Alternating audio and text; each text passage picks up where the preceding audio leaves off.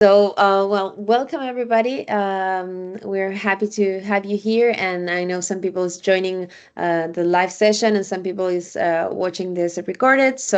Welcome everybody, and we are really excited of having Matt Yarger. I hope I'm pronouncing it correctly. Is it Yarger? Okay. Mm. Matt is a mentor for this hackathon. Matt is the founder and CEO of Demia, a climate infrastructure company transforming how we measure and verify and finance environmental impact. So, with actually, I would love to introduce you, but there's so much to say. I'll be very brief. I know you have a distinguished background in national security and over 15 years of experience in blockchain, climate tech, and digital infrastructure. You're at the forefront of scaling and this idea of credible climate action. So we are really happy and honored to have you here, and hope all these teams that are participating in this hackathon can take advantage of all the knowledge you have to share with them. And of course, with this, I leave you with your presentation, and hope you have a lot of questions, and you can drop the questions on the chat if you have any. And of course, after that, you can also reach out to our team if you have further questions for Matt. And yeah, welcome, Matt, and I leave you with the teams. Yeah, so I'll give some more detailed background on myself for everyone's awareness as well, and just a little bit of an intro on how I spend my days working in carbon. So thanks for the intro. I'm really happy to be here. Of course, I'm very heavily involved with blockchain and also in utilizing it in various instances in carbon markets, specifically in Latin America. So there's a lot of interconnected tissue here, if you want to look at it that way. My background is, as you mentioned, Mariana, is very heavily in data security and blockchain. So I started out doing cybersecurity and cyber operations and signals when I was at the National Security Agency in the United States.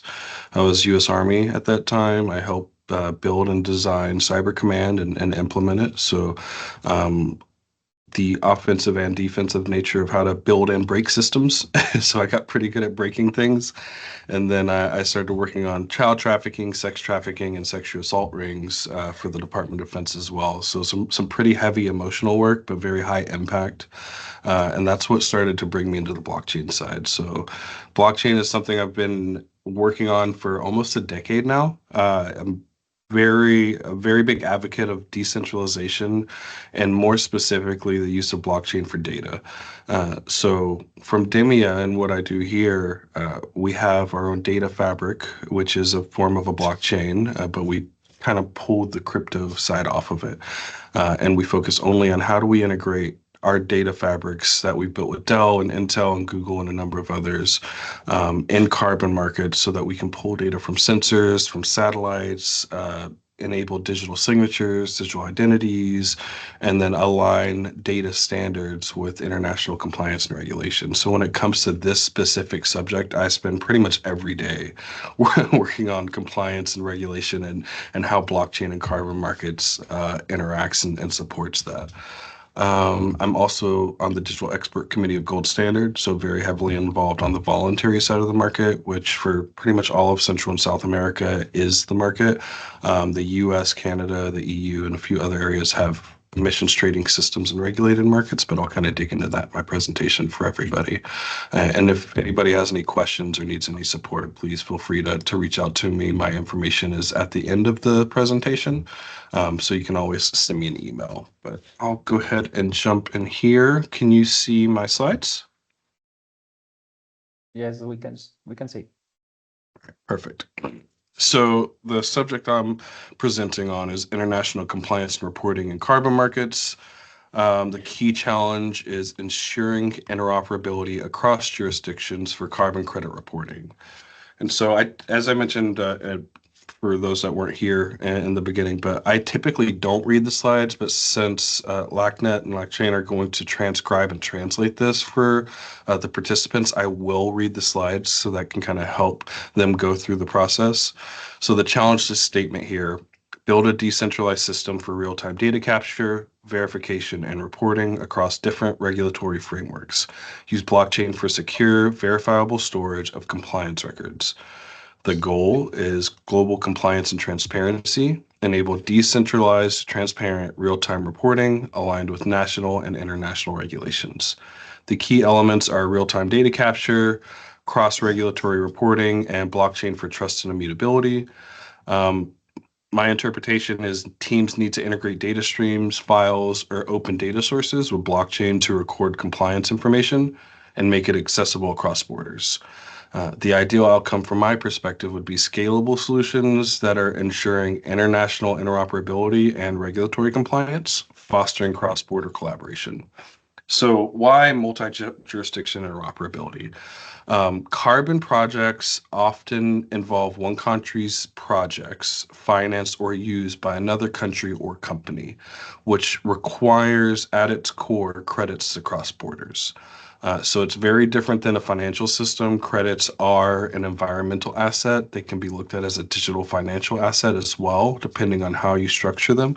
But the way the market works is on the voluntary side, a project that's making a positive impact has that recorded and audited. They align that recording and auditing with a standard, like a gold standard or a VERA, a CAR, Ser Carbano, or otherwise. And then that helps quantify how many tons of CO2 and impact that project is making. Those tons are then able to sell or trade, and companies or other countries can come in and purchase those credits or that tonnage on a per ton basis for a specific price point. So each jurisdiction has unique compliance rules. There's methodologies, there's approval processes, there's different tax systems. So there's a lot of silos when it comes to the data and how these markets operate. It's been a market for 30 years and it's changing very rapidly right now. So there's a lot of different organizations that are kind of leading and how it's adjusting. One of the biggest concerns is always the risk of double counting. So if you have a project in one country that's selling its credits to another country, how can you ensure only one country is counting that emissions reduction? So let's say we have a project that's a biodigester facility or a landfill gas facility in Chile. They're generating credits and they're selling those credits to Colombia. Colombia should be the one that is then showing that reduction in their national emissions, not Chile. And so there are some risks along that line. I've actually had some podcasts on this recently. So if y'all want to check out the Future of Trust, we've got some pretty in-depth discussions on this specific topic. But there's that risk to where Chile and Colombia could both count the reduction, and that's not how the market works. It has to be one country or the other. So for the hackathon impetus, the solutions must define at least two jurisdictions from the start. That can be two countries, that can be two different standards. It can be voluntary going to compliance, or compliance going to compliance, or voluntary going to voluntary. With the Latin American focus, I would predominantly focus it on the voluntary market because the compliance market is still in its infancy in a lot of ways. But for some understanding of the two different sides, the voluntary market is the unregulated market where companies or individuals buy credits to offset their emissions voluntarily. This is typically driven by corporate sustainable responsibility or environmental social governance goals. Most of the time, the companies will be reporting or a member of the Science Based Targeting Initiative, which is SBTI. And they will have a goal to reduce their emissions by a certain amount by 20, 30, 40, or 50. And so for them to meet that goal, they come into the voluntary market, they purchase credits, and that helps them reduce it. That doesn't mean they should only be purchasing credits. That's a very common misunderstanding. Companies that are in the market typically are not just purchasing credits, they're also internally investing to reduce their emissions, but they're purchasing credits to help accelerate how they reach those goals. So on the voluntary side, corporate buyers are predominantly the ones purchasing credits. There's Red Plus credits, which are nature-based. Brazil has a huge number of projects on the voluntary market. I think it's the country with the largest number of projects in the voluntary market, and a large majority of those, from my understanding, are Red Plus projects, so nature-based projects, which is essentially like taking a large space of land, let's say the Amazonian rainforest, and understanding the impact of that rainforest on our environment and the number of tons of CO2 that it captures, and then generating credits based on those calculations. And then there's other things like additionality, where you need to be able to prove that that section of the forest is at risk of deforestation or something else, depending on what kind of methodology or standard you're reporting against. The complicated part on the voluntary market is there are dozens of standards and regulations. How they align with each other is very um, undefined, to put it gently. And voluntary credits typically face quality issues because there's not a lot of clarity on if you're using Vera versus gold standard versus Ser Carbano versus what have you for a nature-based project. What's the difference? Why should you choose Vera versus gold standard? Are the credits the same? Are the credits the same quality? Is it going to be the same number of credits? There's a lot of questions that make the voluntary side of the market very complicated. And that's one of the things we focus on at Demia is how do we start to simplify this? When it comes to the compliance market, they are regulated markets by law, and there's typically two types. There's either cap and trade system where companies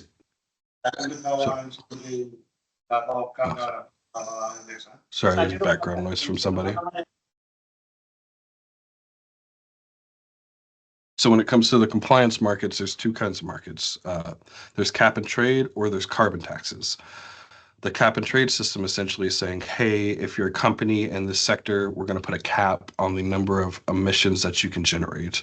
If you go over that cap, you need to purchase credits through our emissions trading system to get back under that cap, or we're going to fine you.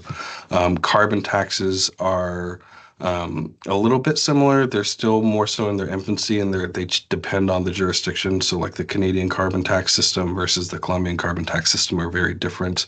Colombia lets you use voluntary credits to avoid any of the taxes that come from your emissions. Canada doesn't necessarily, or it depends on the province. So it can be very complicated.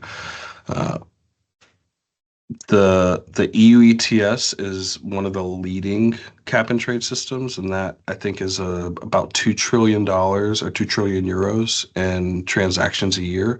China's emissions trading system has overtaken that, I think, just in the last 2 years, and it's, I believe, 7 times bigger. So it's between 10 to 14 trillion euros in transactions on their cap and trade system. So the scale you see in a compliance market versus a voluntary market is very different. The entire voluntary market is $2 billion in transactions a year. Just the European emissions trading system is 2 trillion. So that's a huge difference in scale. And there are reasons for that, because compliance is forcing people to take action. Voluntary is, as the word implies, voluntary action. Voluntary credits are not generally accepted for emissions offsets or reductions in compliance markets. There are rules and systems that are helping change that. One example is in Colombia, where the carbon tax framework that Colombia has allows regulated entities to offset part of their tax liability by purchasing verified carbon standard credits. I don't believe they allow credits outside of Vera, but this I think would be a great example to look at for this hackathon specifically, because you have a compliance system in Colombia that enables you to work with the voluntary system outside of Colombia. So I would love to see personally through the participants how those two systems could potentially interact, and how you could take a project, let's say from Chile or Mexico, and sell those credits to a company based in Colombia so that they can reduce their emissions and avoid the carbon tax. For an overview on the compliance side of the market, this is what it looks like. So this is from ICAP. It's publicly available. Anybody can go and look at it. But all the blue countries have an emissions trading system in some form or fashion, or a compliance market. The green countries, it's either under consideration or under development. So you can see Brazil, Colombia, Chile, Argentina, they're all moving towards a compliance system, but it's not finalized yet. Colombia, I think, is the most advanced with the carbon tax system, but it could be changing. I know Brazil's making a lot of moves into a compliance system as well, but it's probably going to be another 3 to 4 years until that's live. There's nothing in Africa. The U.S., of course, because of the current administration, is not pushing forward in a lot of ways with compliance systems. So there's some pivots in the voluntary market there. But the EU, Asia, and Australia are very heavily involved in compliance systems. On the voluntary side of the market, there's 5 stakeholders. And so I think this is really important if you're trying to build a solution to understand who the users are of the system. There's the originator, which is the project developer. That's the one that's trying to make the positive impact. They have to get their project audited in alignment with the standard. And so the auditor is a third party. They come in and typically go to the facility in person. They look at the facility and understand what's happening. They collect data samples. They go back and they plug it into their spreadsheets, which have the math for the standard in them. And then they're able to calculate the emissions over a year. They then have a verification and a validation report. Those are 2 different things that they submit to the standard, be it Vera, Gold Standard, or otherwise. And then those standards issue the credits. There are some new ways happening in the market where we have financial institutions like Northern Trust that are actually issuing credits that are regulated by the CFTC as a commodity. So the market is changing pretty rapidly, which means you can get creative. So I would love to see some of the more creative ways that these markets can interact personally. But those are the 3 major stakeholders when it comes to issuing a credit: the project developer / originator, the auditor, also known as a verification and validation body, and the standards, the carbon market standards, or the certifiers, the ones that are actually issuing or listing those credits on the market. After credits are issued, they go to a marketplace or a registry. Some of the standards have their own registries. Some of them offload to other registries. And then there's the off-takers or the purchasers. The off-taker sides, item number 5, is changing pretty rapidly too, because there's secondary markets that are building around credits. There's other financial tools and assets that people are building to try to increase the value of credits. But the goal of the off-taker typically is, I want to buy a credit to reduce my emissions and meet a goal. So they either do that through a marketplace, directly through a standard, or sometimes an off-taker will have a direct agreement with the project developer where they invested in the project early on before it was generating credits. And so that helped them get to the point they could generate credits, and the off-taker gets a percentage of those credits as part of their investment. Or they have a pre-purchase agreement or a forward purchasing agreement or a long-term offtake agreement. So there's a lot of different contracts that you could look to codify into a smart contract for how can an off-taker actually buy credits directly from an originator. And there's a lot of different things we can probably automate here with blockchain and cryptocurrencies that reduce the load and the time that an auditor, a standard, or a marketplace has to perform certain functions. Looking at the regulatory landscape in Latin America, a lot of the countries, as you saw on that map earlier, are developing their own carbon pricing and reporting systems. Everyone has a different kind of approach or rule system. So Colombia has kind of been leading with the carbon tax side of things, which is $4.50 a ton. I'm pretty sure that's up to date, but that allows companies to offset instead of paying a tax. Essentially, if they're over a certain amount, they have to pay that fee per the ton of emissions they generate, unless they're buying credits. And that's kind of created a pretty robust domestic voluntary market. But there's not a lot of systems that interact in the way that this hackathon could support, from the voluntary market to the Colombian compliance market. Chile has a similar tax. It's $5 a ton. They've had it since 2017. I don't believe they enable or allow voluntary credits. They have to be credits that are in country. So nothing outside of country counts in that kind of reduction system. Brazil does not have a carbon tax or ETS yet, but they have the largest number of voluntary projects, over 180 voluntary projects that are generating credits. So very large amount of supply when it comes to like one country supplying the voluntary market. They are looking at a cap and trade law and emissions trading system, but typically the companies are engaged in voluntary markets. So what this really means for hackathon participants, one size is not going to fit all. It's not going to be the same from one country to another or one project to another. So you have to build a system that's pretty flexible, and you need to enable it to account for local laws and local requirements. To kind of expand on where the voluntary market is going and the Paris agreements, there's a thing called Article 6. Article 6 is the Paris Agreement's mechanism for countries to cooperate on emissions targets. So this is a country-to-country agreement or framework. It allows the transfer of carbon credits, which they call internationally transferred mitigation outcomes, or ITMOs. Yes, I know that's a mouthful, and it's another acronym, and there are a lot of acronyms in this market, so I apologize up front for that. Between countries to help meet their nationally determined contributions or their emissions goals as a country. Most countries, almost every country under the UN has an established NDC saying like, these are our goals as a country to reduce our country's emissions, and this is how much we want to reduce it to by 2030, 40, and 50. Some of the requirements that are outlined in this framework is no double counting, which we've already talked about. Only one country can count a given reduction towards its NDC. A host country that sells a credit must apply what they call a corresponding adjustment, which is essentially subtracting those tons from its own progress to avoid the double counting. The voluntary market impact that occurs because of Article 6 is, while Article 6 deals with country-to-country trades, its rules also spill into the voluntary markets. And I'll outline a little bit of how this happens in the next slide. Credits authorized under Article 6 may be seen as higher integrity. Some buyers and startups favor credits that have host country authorization. So what this means is there's a letter of authorization that a country has to sign. This is a new process. It just started in the last 2 to 3 years, really, because it just finalized Articles 6.2 and 6.4 last year at COP. But it has to be signed, and a lot of countries, especially developing countries, don't have the tools or understanding to actually sign it in the first place. So there's a lot of research that can be done around this sign and how a system can enable it. Your system could incorporate Article 6 readiness, such as tracking whether a credit has a host country letter of authorization or tagging credits as inside or outside the host NDC. I would consider integrating with national registries or the Climate Warehouse, which is run by IETA and World Bank. So that enables some concepts for transparency.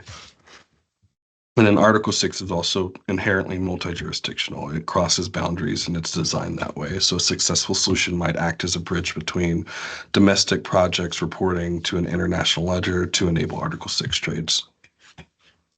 And then going specifically into 6.2 and 6.4 and how they align on the two sides of the market.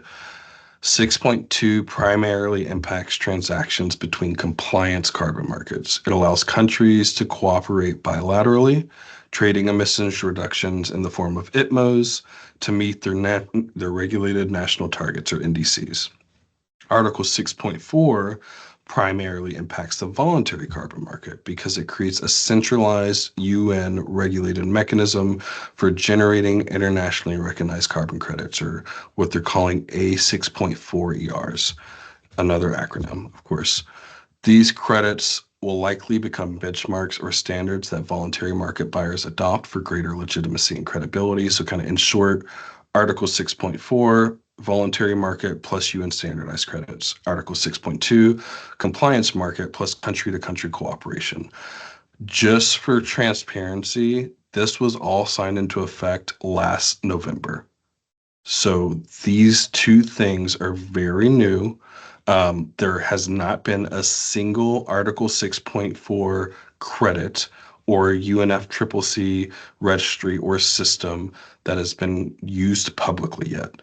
So it's an intentional thing. It's coming, they're testing it, but it is not publicly available. So this could be some interesting opportunity to showcase what it could look like, and it could get attention to some of the participants in the hackathon.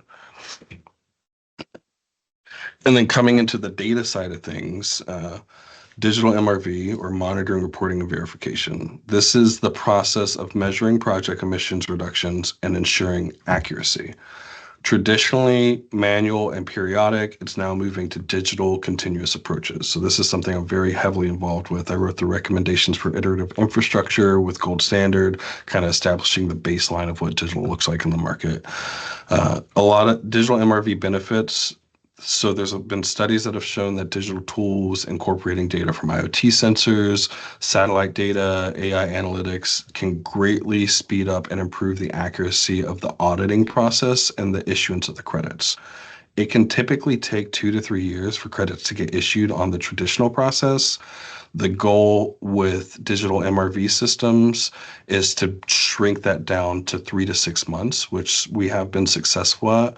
There is the opportunity, depending on financial institutions and otherwise, to actually do real-time credit issuance as well.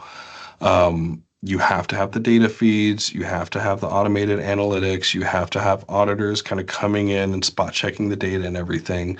But it could be really interesting to see something like an AI agent that is an auditor that's coming in doing those functions, interacting with the data, and then giving it the thumbs up to actually issue those credits. So there are some potential systems that we can kind of show the state of the art here that I would be super interested in seeing. Automated data capture replaces or supplements manual logs, real-time data dashboards for stakeholders, and quicker verification cycle. So we've had pilots, and I've been involved in reviewing pilots that have demonstrated that digital MRV can be more cost-effective at scale. It's more transparent because you're not working on data samples. You have minute-by-minute data depending on how you're collecting it. And you can provide templates for other projects so that you can create a very repeatable process. There's a lot of complexity in the market, but creating a system that's flexible and then creating a lot of these kind of template structures helps you increase the scale that comes in across different borders. So my takeaway for teams would be incorporating real-time data feeds, automating verification through smart contracts to check thresholds. Those would make the solution stand out. Aim to show how a regulator in country X, let's say Colombia, could view live compliance data rather than waiting for annual reports, and then use that proactively. So we're not doing things in an annual basis anymore. We're able to do things much more proactively and with more agility. The blockchain side, from all the interactions I've had in the market, it's very positively seen when it comes to data. The market is still very kind of tentative on the crypto and the tokenization of credits. It is still happening. It's moving forward, but it's kind of slow. So just for your awareness on where the market is versus where it's going. Once the data is on chain, it is tamper-proof and it is transparent for the stakeholders. So that does build a lot of trust in the reporting. It builds a lot of trust in the credits, and it helps companies come in with higher certainty on buying these credits so that they're not worried about greenwashing or any of those kinds of things. So some of the key points for the blockchain use are the secure and auditable records. Blockchain can log each step from data collection to credit issuance with cryptographic verification. The audit trail makes it easier to prove compliance to regulators or auditors at any point in time. Multi-party access is another one. In a decentralized system, project developers, verifiers, regulators, and buyers can all access a single source of truth. Permissions can be tailored so that, auditors can see things, but not necessarily create things. Developers are the ones that are really creating the data that generates the credits. Auditors are the ones that have to come in and check that data. Regulators are then the ones that are actually like signing off. So you could potentially make a regulator or a standard that has a smart contract that data can feed into that would issue the credits in an autonomous fashion. So I think that would be pretty interesting. And then again, I think this is the third or fourth time I've mentioned it, but preventing double counting, because there's so many different jurisdictions, so much interoperability that needs to happen between countries and voluntary and compliance markets. Double counting is always one of the leading points of conversation. And it's of course something very clear that a true crypto-enabled blockchain system can solve. If you're looking for some examples, the World Bank Climate Warehouse Initiative explores blockchain to interconnect national registries. They're pulling data from all of the main registries, and that can ensure transparency and some of the pricing consistency when it comes to the credits that are generated. For the tokenization side, this means representing a carbon credit, 1 ton of CO2 reduced or removed, as a digital token on a blockchain. That helps with the transfer, it helps with financial transparency, it helps with how can individuals or smaller organizations get involved with fractional ownership or access to a credit. It could also be, we have 3 projects in Brazil at Demia. There's 180 different communities. So how can we sell a credit and ensure that that credit and the finance from it gets distributed out in a socially appropriate way to the various communities? Because 1 ton could be $5, it could be $25, and the pricing kind of varies. And we want to ensure that the financial transparency is there so that the communities that were actually involved in the process are the ones getting paid and not all the middlemen along the way. And that's, of course, one of the major benefits of blockchain and cryptocurrency. A platform example that you can look into is the Hedera Guardian. That's probably the leading platform when it comes to permissionless crypto-enabled tokenized carbon credits. They have open source tokenization frameworks, MRV platforms. It's running on the Hedera network, of course, or Hedera Hashgraph. It allows for creating carbon tokens or credits with embedded policy workflows. So they have a whole smart rule system. It can be very complicating. I have worked with it very directly. We have integrated with it from Demia. It's a very robust tool set. So there's a lot of information there, and there's a lot of different organizations that are involved in it, but it is worth looking into and using as a basis for some of the decisions you may make in your submission process. It does also have real-world integration. So Vera, one of the largest carbon market standard on the voluntary market, has approved integrating with the Hedera Guardian. So the market is making progress on using blockchain and cryptocurrency and permissionless systems. They aim to streamline project data and credit issuance, showing tokenization is being adopted to enhance transparency and scalability. Some of the benefits, of course, that if you're involved in crypto, you understand these very well, are that the tokens can be traded in seconds across borders with provenance and traceability. This facilitates cross-border collaboration by standardizing carbon credits as a form of digital asset that different systems can understand and transact.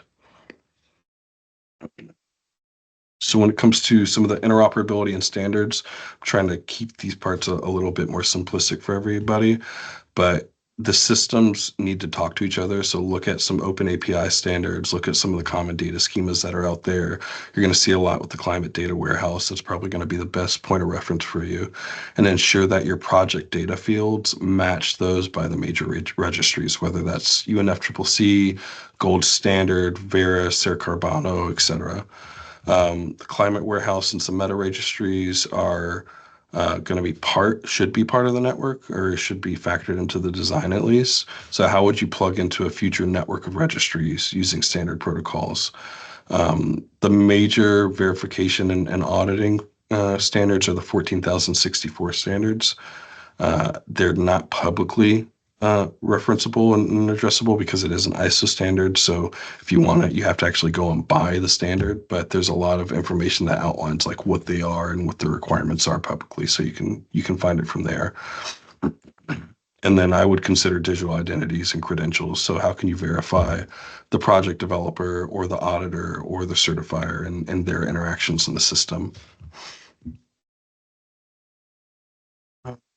One case study that we can reference from the Demia side is we did have a compliance-based system that we built out very early on. So part of the Reciclio Organicos program between Chile and Canada, we actually demonstrated some binational reporting there. This was in like 2018, 2019, where we integrated into a landfill gas facility and then a follow-on pilot with an anaerobic biodigester facility. The first was in Capilimu, Chile. The second was in Molina, Chile. And we were able to monitor the 2 facilities and have a digital twin, a digital interface, identify the data sources, do the analytics all in one platform, so that Environment Climate Change Canada or government officials from the Canadian government were able to come in and actually look at the impact that the facilities that they were helping fund were making. So this helped satisfy some of Chile's domestic MRV requirements and Canada's reported requirements and helped justify some of the funding that they were providing to those facilities. Our approach was to use a digital platform. We did use a blockchain, which was IOTA at that time, to record emissions reductions in Chile following the Canadian standards. The data was accessible to both parties and some of the middlemen in between, but the result was a pretty transparent reporting channel that bridged two jurisdictions. So I think it, of course, kind of tooting my own horn, I think it's a good example for you to consider when you're looking at how to design your solutions. Another case study is looking at the tokenization and policy enforcement that the Hedera Guardian does. They have a lot of different standards and jurisdictions that they've already built into their platform. They can encode various methodologies into policies. They can mirror a standards requirements like VERA's or a national standards verification steps, and the system won't issue a token until all of those steps are met. So there's essentially like a filtering mechanism through their policies that has to be achieved before the smart contract will actually activate and issue the credit in the first place. So it's a pretty interesting and intricate way to do things. They do have some custom rule sets in their policy workflow engine. It has jurisdiction-specific steps. So if tokens are Article 6 ITMOs, it requires an authorization letter. If it's for a domestic market, it will ensure like a government registry ID is recorded as well. When it comes to designing your solution, I'd essentially just do these 5 steps. I'd pick the 2 jurisdictions and frameworks that you want to replicate or kind of build into your blockchain and tokenization platform. I'd do some research on what they require and see how you would align the requirements of the 2 jurisdictions and regulations. I'd look at the tech stack. You can use something like the blockchain system. I had some conversations with BNDES from Brazil, and I know they have some potential opportunities there that you could look at. You could use Hedera. There are a number of other blockchains out there that are involved in the carbon market side, like Chia, and there's like 5 or 6 others, but you can find pretty robust communities around all of them. And then I would look at the token schema and the metadata. So design your carbon credit tokenization structure to include all the info needed by both jurisdictions, and then just have a very basic dashboard or mockup. These would be my recommendations. You, of course, don't have to follow them, but just as a mentor, this is what I would look for. Some key considerations. Ensure you address things like data privacy, sovereignty laws, consider approval workflows. So like what kind of government sign-off needs to happen for international transfers, like that letter of authorization for Article 6, or is there something that needs to happen between the voluntary and compliance market? So taking credits from Brazil as an example and using them to offset emissions to avoid the carbon tax in Colombia. I, of course, am always security conscious, so thinking about how climate data and carbon assets can be very high stakes. We have extremely robust security built into our systems at Demia for data input, understanding sensors and digital identities and all these kinds of things for the accounts that interact. And of course, you don't want someone to be generating credits and then have a fatal vulnerability that helps invalidate their credits or give someone else access to their wallet. So things around that would be interesting to see. And then design for mini projects, like a flexible system across multiple jurisdictions isn't necessarily just going to be for one project going into another jurisdiction. It's going to be how can you enable a framework for any kind of project from Brazil to report into Chile, or from a domestic project in Chile to report into Chile, and Brazil to report into Colombia. Last slide, I promise. Real-time digital MRV, feeding into blockchain-based records, robust tokenization that meets multiple regulations, thoughtful design for cross-border compliance. When done right, this really goes a long way. And I can speak from firsthand experience on this. It really goes a long way to restore the trust in the credits and can attract a lot more finance. And it can also increase the value. we've had a lot of discussions with a lot of major corporations that said, yeah, if you can decrease the risk of us buying this asset, then we're willing to pay more for it. So that can change a $5 credit in Colombia to a $15 credit, which is triple the expected revenue of, let's say, a biogas facility in Colombia that's relying on carbon credits and finance to maintain its operations. Your innovative prototypes could really lay some groundwork for real systems that governments and standards might adopt. Of course, since we're heavily involved in this market from Demia, I'm really interested to see what y'all come up with. And then by ensuring the data is verifiable, that makes the credits credible, and the reporting needs to be transparent. So we can unlock a really significant wave of climate action funding through these systems. I have 150 hours of calls a month on this specific topic. So I know the reality of what's coming in the market. There's a lot of opportunity, but it is extremely complex. So don't try to rush a solution. Really do your research and make sure you understand the problem and what you can build to solve it. And I'm really looking forward to seeing what kind of infrastructure solutions y'all make to make climate impact global and trusted. And that's it for me.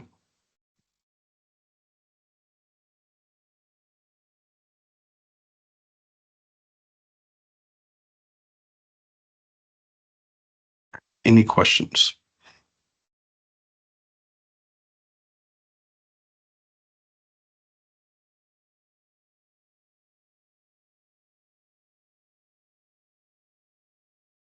Daniel, Mariana, anything y'all want to add? Thank you. People are really shy today. I'm sure the language barrier doesn't help, so it's kind of silly that I work with so many different. Probably, yes.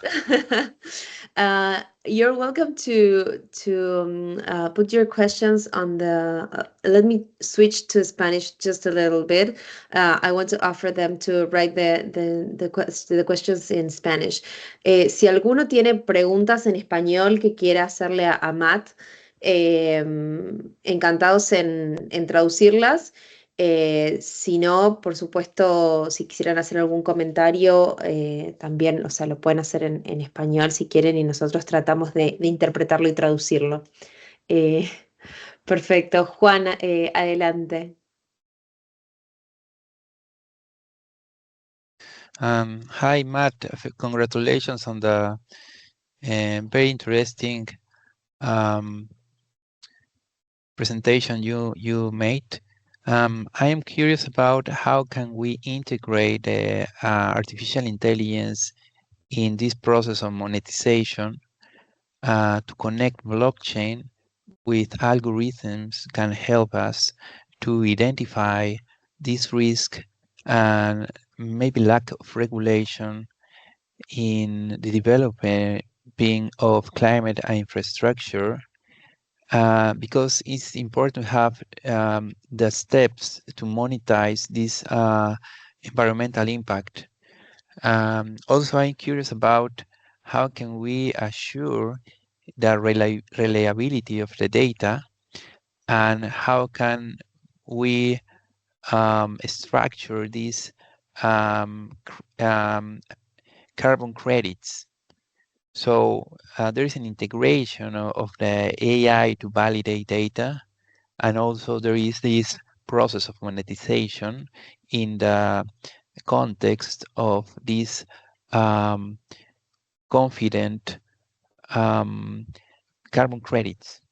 I hope you can articulate something that I'm trying to connect different things, but I believe that it's important to consider the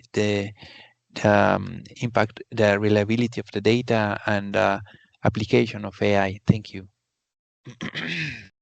Yeah, absolutely, Juan. I completely agree. And that is something that we do focus on at Demia as well. But as you're kind of pointing towards, the use of AI is only as good as the data that goes into it. And so with my perspective being very data centric, we've talked to dozens of different auditors, and understanding how to look for anomalies, I think, is probably a very low touch point on how to use AI or machine learning to ensure the confidence or the trust in the data first. And so I think that's probably one, is looking at the various data sources that need to be included in the reporting or the analytics, and then understanding the similarities between data sources that might be similar. So like if you're pulling satellite data from 3 or 4 different providers, how can you ensure there's some consistency or find the consistency in that satellite data for a project that's like, let's say, deforestation? We want to check every week that this area is not actually being harvested for lumber. And so that's something very simple with satellite data you can do. And then if you're pulling from more than one source, it increases the trust. And then having an AI system or kind of agent to say, okay, we're looking at the data that's coming in from these 4 or 5 different satellite feeds. I think that would be an interesting example of that. And it overlaps with both. But then when the credits are generated and tokenized, that's when fractionalization can come in. So is it us using the credits as an NFT and doing royalties to the project developers or the local communities?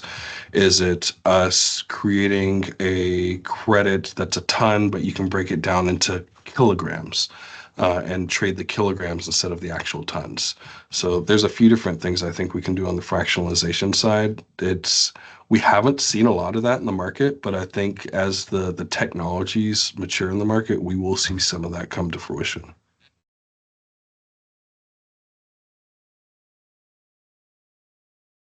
Great, thank you for your accurate answer. Yeah, no problem. Thank you, Matt. And I think Claudia, please go ahead. Hello, Matt. Nice to meet you. Thank you so much for your explanation. I learned a lot about this area of regulation and compliance. I gave a speech last week in this hackathon, and I showed them the TTF framework for the tokenization. I don't know if you know from Inter-Alliance, because why you chose this framework to the hackathon? Because it's very blockchain agnostic. No, for example, you have the solution from Edera that is, I didn't check. I will check later about this solution. I didn't know about that one, but of course, it's very connected to the hash graph blockchain style. No, and when you go to another kind of like linear blockchain, like Ethereum or anyone else, and the LACNEC blockchain. So did you see any solution of tokenization of a green asset using TTF standard or framework? Did you see a real project that used this standard or not? Thank you. The TTF standard is fairly new from my understanding, so I don't think it's been enacted or put into place heavily. I think there have been some tests. I'm pretty sure Hedera was involved with it to some degree, because they're pretty much involved with everything that has to do with carbon credit tokenization in the market. And we're part of the Interwork Alliance as well with Microsoft and others. And I believe TTF is based off of some of the work of and standards that are developed by the Interwork Alliance. So I think it's a good baseline standard that is kind of structured in a way that says, like, you don't need to use Hedera, you don't need to use, Ethereum even. There's a dozen different blockchains out there that are very heavily focusing on carbon. So you can look at them for inspiration and bring them into the LACNet side of things. So I think there needs to be like an order of all the various things that are going on with the market to see what actually works the best still. Thank you so much. And also, if you check this framework, they have a template for green assets. They already put a template there. But what I told to the group here, that they can bring a very good contribution, because you can extend this template to have the compliance and regulation area, because they are very focused in the technical part of the token, no? But I think that there is a very big contribution here in this hackathon, that you can extend the template that you have already. So you can be the base of a lot of green assets in the world that could choose this template to create new tokens based on this token. And please, if you can help us to extend this and to help the groups to extend this framework to bring the compliance and regulatory, I think that you can bring a very big contribution. Thank you. Okay. Yeah, that's great. I think that should definitely be something that the participants consider then. Thank you, Matt, and thank you, Claudia, for your question. Edson, adelante. Thank That's you for your. Okay, thank you. It's a great presentation, but we have in Brazil a new situation. You have compliance markets with a voluntary market. That's we will going to play in the same time in the next 2 years, and you have one kind of option, the permission hyperledger or no permission hyperledger, because we will have many agents working with this market, and this you need transparency, but you have some information or some kind of sensitive information of these agents. What kind of hyperledger do you can to appoint? It's the more best way to put transparency with the security of information in the same kind of tool. Because you have this is another situation. There is in the next 2 years you will have compliance markets with voluntary markets going with to another system. Excuse me. It's the same system. We will have two kind of markets: the voluntary markets and the compliance markets.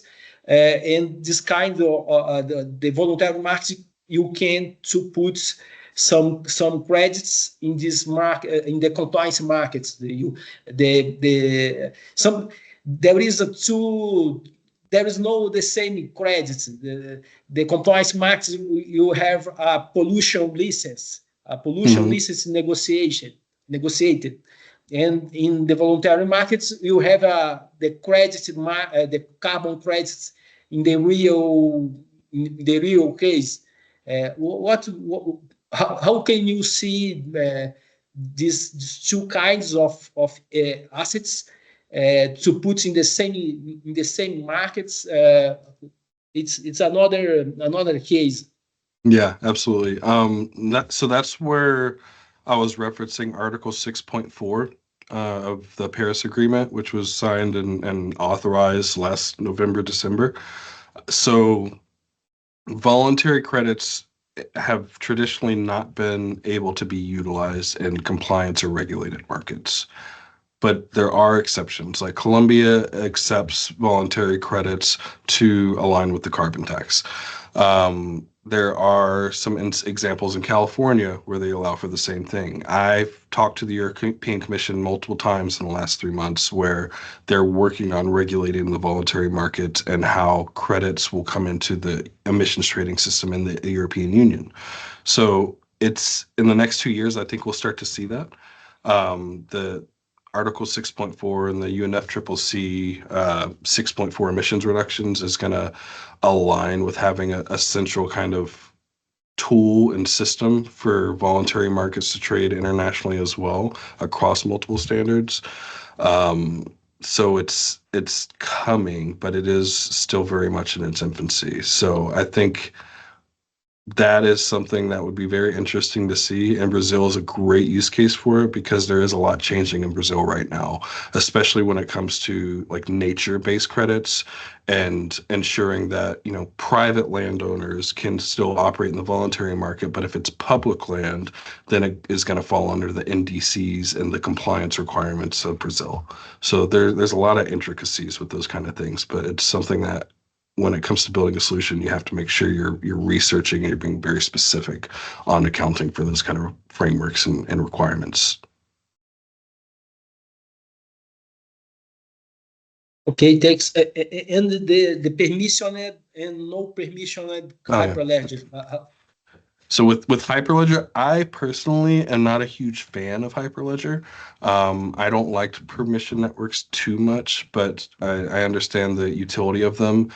What I would consider is with the data, that is the part that is typically going to be more sensitive. And so having the data in a permission network or under some kind of encryption, and then having the transactions on a permissionless network. So like everything before the credit is issued, have it in permissioned and protected structures, and everything after the credit is issued for financial transparency and all that kind of stuff, that's where permissionless really comes into play. Okay, thanks. Anyone else have questions for Matt?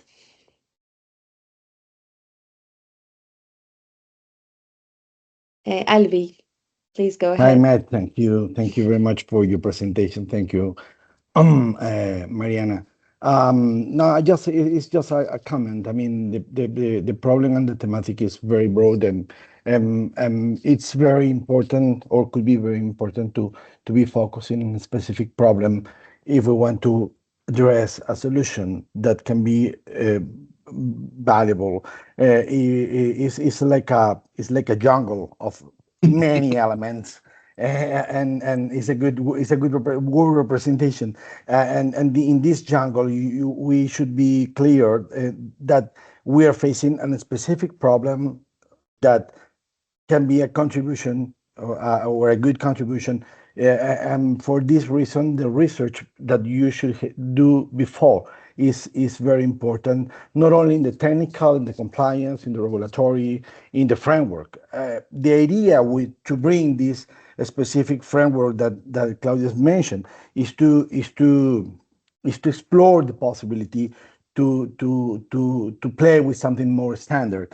And just another contribution, another topic is that in the case of Hedera and Guardian, they are MVP, they are EVM, they are Ethereum virtual machine compatible in the design of the smart contract, and it's something that could be, in a specific way, not interoperable, but in the same with the same logic, with the same type of language for the development. The point is this: focus it's only a recommendation. We will see you in the next week just to talk about regulatory topics and trying to connect and to go close to the wonderful presentation that Matt have done today. And thank you. And this is the only point: focus in a problem. Yeah, thanks, Albie. It is a very complicated market.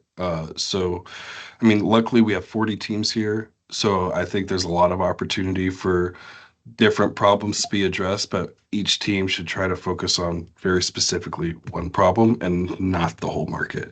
Because if you can solve one problem, then you can kind of expand from there and turn it into a scalable solution. So absolutely, completely agree, Albie. Yeah, agree. Thank you, Alvi, for your questions. And I don't know if anyone else have comments or questions. Please raise your hand. If not, of course, I will invite you to leave your comments or reach out later if you have any questions for Matt. And well, thank you so much, Matt, for sharing your insights and your experience with us today. I know I learned a great deal from your presentation, and I'm leaving with a broader and more like comprehensive understanding of the topic. And well, we truly appreciate your time and the clarity you brought to this with such a complex subject, because I know it's hard for everybody to understand all the different situations from countries and regions. So I know I learned a lot, and I think I speak for all. And if you don't have any more questions, I think this is going to be all for today. And thank you so much for participating on this. Yeah, absolutely. Thanks for having me. I'm happy to support the hackathon, and it's a very big market. There's a lot changing very quickly. I think there's a lot of opportunity for these technologies. So I'm excited to see what the members or participants submit. And as I mentioned, if anyone has any questions, you've got my email now. You can find me on LinkedIn. I'm very active on LinkedIn. I'm kind of active on Twitter or X as well. So feel free to reach out and connect with me, and I'm happy to help you out. Awesome. Well, so much to do. So thank you. And thank you all for joining us. And yeah, we'll be in touch and we'll reach out with more questions soon, I guess. Thank you, everyone, and see you soon.